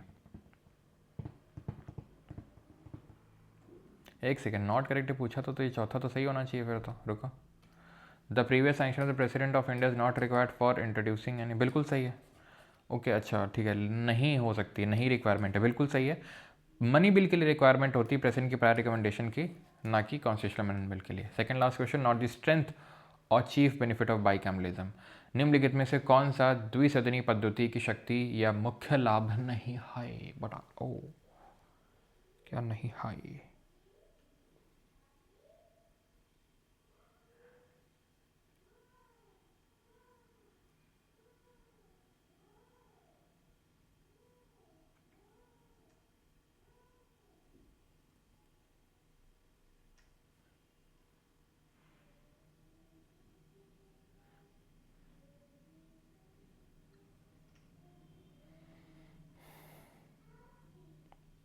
ओके, अभी क्या तो पूछा, नॉट द स्ट्रेंथ और chief benefit of bicameralism. Second chamber check the first chamber and prevent majoritarian rule, बिल्कुल। तभी हमने देखा था आधार, गवर्नमेंट क्यों उसको मनी बिल के तौर पे पेश किया, प्रस्तुत किया, क्योंकि गवर्नमेंट को ये था कि राज्यसभा में हमारी मेजोरिटी है नहीं तो पास नहीं होगा, तो इसको मनी बिल बना दो। तो क्योंकि जो सेकंड चैम्बर है, जैसे राज्यसभा इसी सेकंड चैम्बर, तो वो चेक्स मेंटेन करता है कि ऐसा मेजोरिटी, अगर मान लो लोकसभा में आ गई, लोकसभा में भयंकर मेजोरिटी आ गई, तुम पता चला उसका दिमाग फिर गया, वो कुछ भी किए डाल रही है, तो इसलिए दूसरा हाउस है चेक मेंटेन करने के लिए, वो दूसरा हाउस है एक जहाँ पर उनकी मेजोरिटी नहीं है। हाँ, it checks the powers of the executive, तो ये सही है, it checks the power of executive. Yes, the second chamber can act as the constitutional safeguard. Yes, it often acts as a check on democratic rule, particularly when their members are non-elected or net. It often acts as a check on democratic rule, particularly when their members are non-elected or net elected. Okay, ठीक है, तो answer क्या हो जाएगा? Option number B. क्यों? क्योंकि power executive पे check रखने का काम, याद करो 75 clause 3, council of minister shall be collectively responsible to the house of people, यानी लोकसभा, तो इसलिए लोकसभा क्या पावर है वो राज्यसभा का नहीं है, अपर हाउस का नहीं है। मनी बिल यानी धन विधेयक के बारे में कौन सा कथन सही नहीं है? Money bill can not be introduced in the council of states, यानी राज्यसभा में नहीं आ सकता, बिल्कुल। Council of states has no power to reject और amend the money bill, yes सही है। Speaker of Lok Sabha has the sole and final power in deciding whether a bill is a money bill और अदरवाइज, यस, ठीक है। और उसका decision subject to judicial review, ऐसा किस केस में बोला गया था आपको बताना है। Has no power to discuss the money bill, अच्छा गलत ही तो पूछा है भैया, ऊपर के 3 सही हैं, चौथा गलत है। डिस्कस तो कर ही सकता है भैया, डिस्कस कर सकता है, ठीक है। तो आधार केस में बोला था कि स्पीकर का जो डिसीजन है सब्जेक्ट टू जुडिशियल रिव्यू है, और कीहोटो होलोन और चिलो केस में बोला था कि जो डिफेक्शन के मामले में जो इनका डिसीजन आता है वो सब्जेक्ट टू जुडिशियल रिव्यू का। अब कुछ क्वेश्चन आपको जो 4-5 बच गए वो खुद से करना है। अब ये क्वेश्चन करते हैं, एकदम लल्लू पंजू से क्वेश्चन लगेंगे अब आपको ये, ठीक है, लल्लू पंजू से एकदम। पूछ रहा है कि विच of the following parts of the constitution outlines the powers and procedures of the parliament, part number 5, simple. Article 79 किसकी बात करता है? ये बात करता है इसमें क्या क्या होता है, तो इसमें आपका प्रेसिडेंट, लोकसभा, राज्यसभा होता है, ऑप्शन नंबर बी। चलो 61, मुझे तो what is the total number ये सब खुद से करो, मैं थोड़ा ठीक ठाक क्वेश्चन करवाता हूँ, ठीक है। ये करो, according to the constitution of India what is the quorum required to constitute a meeting of either house of parliament. Yes Chirag Tanwar बिल्कुल सही है आपका, ये कौन सा है? KS Puttaswamy case, Aadhaar case जो है आपका, ओके चलो। तो कितनी है? 1/10, ऑप्शन नंबर सी। 100 क्लॉज 3 में लिखा हुआ है, 100 क्लॉज 1 में वोटिंग इन हाउस के बारे में लिखा हुआ है। What is the role of the speaker in case of a tied vote in the Lok Sabha election, Lok Sabha चुनाव में बराबर मत होने की स्थिति में अध्यक्ष की क्या भूमिका होती है? तो क्या होती है, क्या होती है? Votes to break the tie which is called as the casting vote. Which of the following bodies has the power to create new all India service common to both?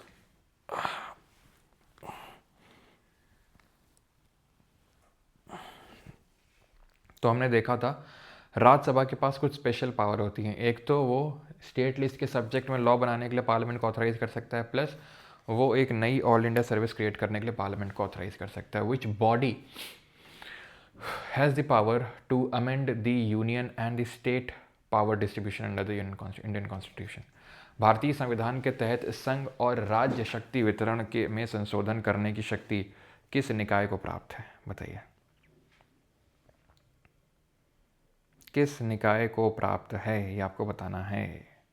Which body has the power to amend the union and state power distribution? तो parliament, ठीक है, parliament के पास power है कुछ भी चीज़ amend करने की। Which Indian state S Jaishankar represent Rajya Sabha? तो एस जयशंकर गुजरात से आते हैं।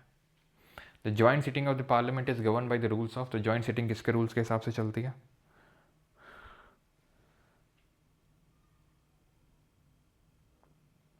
यशराज सिंह सही है, वो इंडिविजुअल रिस्पॉन्सिबिलिटी है ना 75 क्लॉज 2 में, तो जॉइंट सीटिंग आपकी लोकसभा के रूल्स के हिसाब से चलती है, ठीक है, ऑप्शन नंबर है।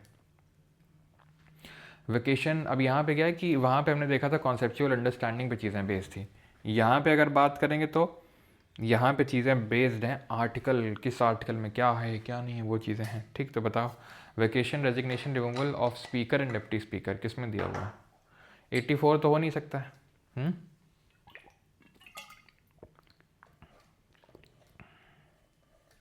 थोड़ा सा दिमाग लगाओ, ठीक है, कि ऑफिसर्स इन पार्लियामेंट कहाँ शुरू हुए थे? 89 से शुरू हुए थे, पहले राज्यसभा के ऑफिसर्स थे, फिर लोकसभा के ऑफिसर्स थे, 89 से शुरू हुए थे, तो हो नहीं सकता है, इतना दूर तक तो पहुंच नहीं सकता है। हाँ, और ये तो बहुत ही नीचे। इन इंडिया ड्यूरिंग क्योंकि पहले राज्यसभा के थे, तुरंत लोकसभा के थे, है ना। In India during a national emergency who may extend the term of legislative assembly, अभी पढ़ा नहीं है लेकिन ठीक है, बाद में देखते हैं अभी, ठीक है।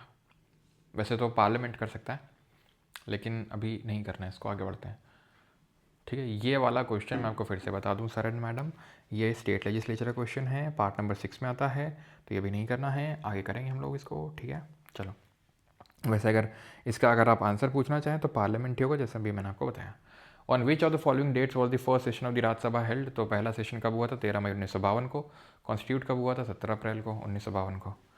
The Rajya Sabha is to the union government as the dash is to the state government, Rajya Sabha is to the union government as the dash is to the state government. जैसे राज्यसभा होता है सेंटर में, वैसे स्टेट में होता है लेजिस्लेटिव काउंसिल, विधान परिषद। हम पढ़ेंगे इसको भी आगे। Under what circumstances can the parliament legislate on a subject in state list, किन परिस्थितियों में संसद राज्य सूची के किसी विषय पर कानून बना सकता है, तो कानून बना सकता है जब राज्यसभा रेजोल्यूशन पास कर दे, राष्ट्रीय आपातकाल लगा हो, ठीक है, या फिर राष्ट्रपति का शासन लगा हो, 2 से 2 या ज़्यादा राज्य बोल दें, या फिर किसी इंटरनेशनल ट्रीटी को इन्फोर्स करने के लिए। If someone became a prime minister और minister without being a member of parliament, they must be elected to the parliament within how many months or they will have to vacate the office, कितने महीने के अंदर। जयललिता वाला भी कल आपको example दिया था, ठीक है, 6 महीने का, 6 महीने। जैसे कि लोकसभा, जैसे बिहार विधानसभा में वो जो कुशवाहा, उपेंद्र कुशवाहा का बेटा, ठीक है, सब देख चुके हम लोग, 6 महीने के अंदर आपको सदस्यता लेनी होगी किसी हाउस की, नहीं तो फिर आपकी मिनिस्टरशिप चली जाएगी। Which of the following sports person has been a nominated Rajya Sabha member since 2022, 2022 से नॉमिनेट कौन रह चुकी हैं, PT Usha. What is the basis for the allocation, ठीक है, what is the basis for the allocation, एक सेकेंड, पीटी उषा, एक सेकेंड, कहाँ गया या पीटी उषा तो, लेकिन सही है, पीटी उषा ही है, ठीक है, 2022 से। तो on the what is the basis of allocation of seats in the, तो किस हिसाब से सीट्स एलोकेट होती हैं, पॉपुलेशन के हिसाब से। लेकिन आपको पता है 1971 के सेंसस के हिसाब से सीटें हर राज्य की फिक्स्ड हैं, हर राज्य के फिक्स्ड हैं सीटें, ठीक है। राज्य के अंदर 1971 नहीं बल्कि 2001 के सेंसस के हिसाब से बंटवारा होता है राज्य के अंदर, ओवरऑल तो वही 1971। चलो 10 क्वेश्चन जल्दी से और करते हैं, जल्दी 10 question. Who act as a chairperson during the both joint meeting of both houses of parliament, chairperson कौन होता है, लोकसभा का स्पीकर होता है, वो नहीं होगा तो लोकसभा का डिप्टी स्पीकर, वो नहीं होगा तो राज्यसभा का डिप्टी चेयरमैन, ठीक है, okay. Who are eligible to vote in the Lok Sabha elections, ये तैयार कर सकते हो। Who holds the power to dissolve the Lok Sabha prior to the completion of his tenure, कौन डिजॉल्व कर सकता है, प्रेसिडेंट ही प्रोरोग कर सकता है, डिजॉल्व कर सकता है, ठीक है, समन कर सकता है। चलो, how many members are nominated, कितने 12 होते हैं नॉमिनेट। चलो ये क्वेश्चन करो, ये ठीक है, 83, ये रहा हिंदी में।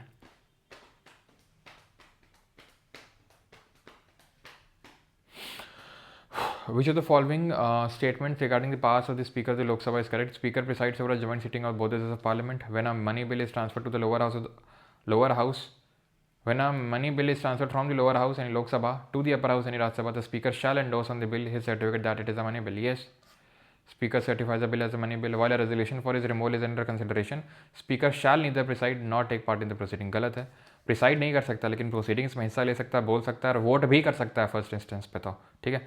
तीसरा गलत, ठीक है।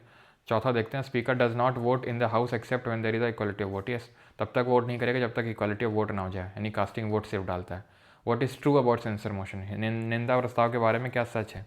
ये सेकंड लास्ट क्वेश्चन है, इसके बाद आखिरी क्वेश्चन करेंगे क्योंकि बार बार वही क्वेश्चन रिपीटेड हैं आपके।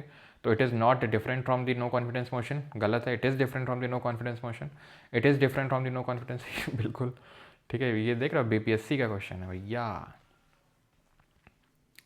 इट इज़ नॉट, ठीक है, it is not mandatory to mention the reasons of this motion. ज़रूरी है रीज़न बताना क्योंकि यहाँ पर आपको मेंबर्स का अप्रूवल तो ले नहीं रहे, वो आप नो कॉन्फिडेंस में 50 मेंबर का ले रहे हो। Permission of the house is not essential to present it, ठीक है, इसे पेश करने की सदन की अनुमति आवश्यक नहीं है, आवश्यक है। आखिरी क्वेश्चन करो, लास्ट क्वेश्चन, ये बीपीएससी प्री का क्वेश्चन है आपका।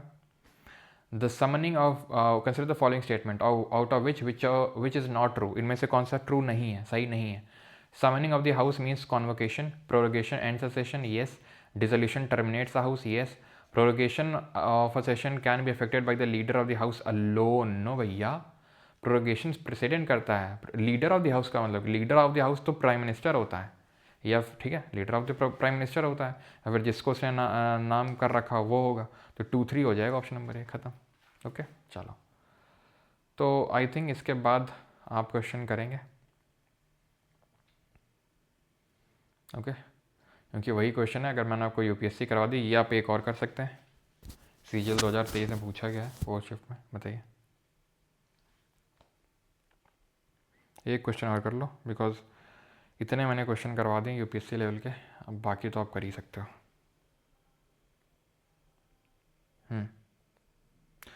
Which of the following pairs is or are correctly matched regarding the terminology used in the parliament?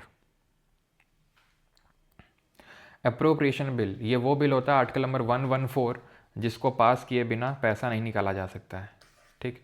A money bill passed for providing for the withdrawal और appropriation form out of council fund of India, सही है। Demand for grant, earmarking of budgetary allocation for meeting only plan expenditure, only plan expenditure नहीं है, plan non plan दोनों के लिए होता है। For raising a discussion on matter of public importance for which a notice has to be given by a member and supported by 50 members, ये होता है एडजर्नमेंट मोशन, ना कि शॉर्ट ड्यूरेशन डिस्कशन। ये होता है एडजर्नमेंट मोशन, जहाँ आपको 50 मेंबर से अप्रूवल लेना होता है, और जो अर्जेंट मैटर पब्लिक इंपॉर्टेंस का होता है उसको रेज करना होता है आपको, ठीक है। चलो भाई, थैंक यू। जो क्वेश्चन ना बने तो वो या तो हो सकता है स्टेट लेजिस्लेचर का होगा आपका, ठीक है, तो उसको स्किप कर दीजिएगा अगर स्टेट लेजिस्लेचर का हो, बिकॉज वो हम मंडे से स्टार्ट करेंगे, ठीक है। That we will start from the Monday onwards, तो मंडे से आप उसको, हम लोग उसको करेंगे, ठीक है। तो इसको आप अच्छे से रिवाइज़ करना, परसों आपका इसका टेस्ट होगा, बिकॉज कल तो ऑफ रहेगा, सैटरडे संडे जैसे एज यूजुअल रहता है, और परसों आप लोगों का इसका टेस्ट होगा, तो परसों तक पूरा रिवाइज़ हो आपका ये, ठीक है। अब ये जो बाकी क्वेश्चंस है ना, अभी मत लगाना इनको, अगर तुम्हारे पास क्वेश्चंस की कमी है, अगर तुम्हारे लिटिल बॉय है तुम्हारे पास तो ठीक है, नहीं तो ये क्वेश्चन अभी मत लगाना, ये पहले एक बार फिर से रिवाइज़ कर लो, या फिर नहीं करना है रिवाइज़ तो जब तुम्हें जैसे कल है, कल अभी मत करना, कल करना, तो कल फिर से क्या ना, ये टॉपिक आपका रिवाइज हो जाएगा जब इसके तुम क्वेश्चन लगाओगे तब, ठीक है। Okay okay, so number share तो मैंने किया था बीच में, 8840286735, ठीक है। इसमें वो मत भेजना कि सर हमारा बैच नहीं चल रहा, ऐप नहीं चल रहा, ये नहीं चल रहा, वो नहीं चल रहा, उसके लिए टेक्निकल क्वेरी का नंबर होता है, वहाँ पर आप मैसेज करिए, आप देख सकते हैं नीचे लिखा हुआ है ये 9235 वाला, ये टेक्निकल क्वेरी के लिए नंबर है। ओके ऑलराइट, यदि चलिए नीचे RIP भोजपुरी, अच्छा कशिश नाथ, ओके। लाइव कब होगा सफ़र का? लाइव तो होता है सफ़र 3.0 में डेली सुबह 6:30 बजे हम लोगों ने मेडिटेशन किया था। हाँ, इंटर मिनिस्ट्रियल मतलब आपस में मिनिस्ट्रीज का थोड़ा तो सोचा करो, मतलब है हर चीज़ इंटर मिनिस्ट्रियल कोऑर्डिनेशन मतलब हर मिनिस्ट्रीज़ को आपस में कोऑर्डिनेट कराने का काम है कि मिनिस्ट्रीज़ आपस में कोऑर्डिनेट करें।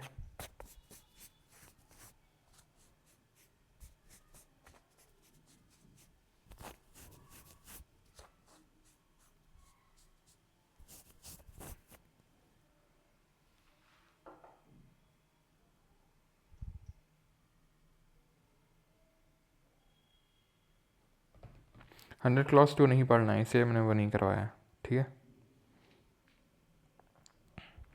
मनी बिल जो मनी मैटर से डील करता हो, फाइनेंस बिल जो मनी मैटर के अलावा भी किसी मैटर से डील करता हो, matters of other general legislation से डील करता हो, यानी कि वो ऑर्डनरी बिल वाली जो चीज़ें होती हैं उनसे भी डील करता है जो जनरल लेजिस्लेशन से होती हैं। तो money bill plus matters of general legislation is equal to finance bill, money bill is equal to money bill, simple, मतलब मनी मैटर से डील करता है सिर्फ और सिर्फ, ओनली विद दोज मैटर्स। सारे याद करने जो मैंने पढ़ाए हैं, ठीक है। आर्टिकल्स आएंगे, महाराष्ट्र तो अभी आए थे कुछ टाइम पहले। खुजली नहीं हो रही है, कुछ तो था जो मैं लगा रहा था, इत्र लगा रहा था, इत्र रखा हुआ था, मैं उसे लगा लेता हूँ। चलो, तो थोड़ा महकना भी ज़रूरी है ना, क्यों। Thank you. तो रिवीजन करना है, ये क्वेश्चन जो है ना आपको कल लगाना है, ओके।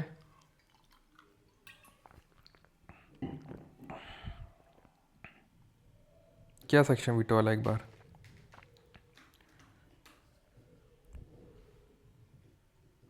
अच्छा, वीटो पावर, एब्सोल्यूट वीटो होता है मना कर देना, नहीं देंगे सेंट। पॉकेट क्या होता है, कुछ बोल ही नहीं रहा है, रख लिया है जेब में, और क्योंकि कोई टाइम लिमिट तो है नहीं है तो वो फिर डेड हो जाता है बिल, ठीक है। और सस्पेंसिव मतलब रिटर्न कर देना। मनी बिल के केस में सस्पेंसिव अवेलेबल नहीं होता है, और कॉन्स्टिट्यूशनल अमेंडमेंट बिल के केस में कोई भी वीटो अवेलेबल नहीं होता है।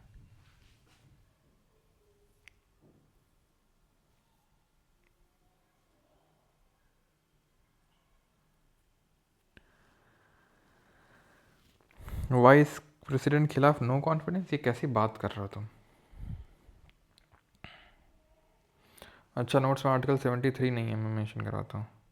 ठीक है, ठीक ठीक ठीक, मेंशन हो जाएगा। ओके, चलो, thank you, thank you everyone, धन्यवाद। रिवीजन का बेस्ट तरीका है या तो किसी फ्रेंड के साथ, या तो आंख बंद करके पूरा पेज बाय पेज, ये पढ़ा था, देन 52 मतलब 79 में ये था, 80 में ये था, 80 आंख बंद करके 81 में ये था, 82 में ये था, 83 में ये था, जो समझना है उसको खोल के देखो, वहाँ पे आंख बंद करके पढ़ो इस तरीके से, या फिर क्वेश्चंस लगाओ, MCQs लगाओ ज़्यादा से ज़्यादा, ठीक है। लिटिल बर्ड से लगा सकते हो, या फिर और कुछ सोर्स है तो वहाँ से लगा सकते हो, ठीक है। चलो, थैंक यू, धन्यवाद।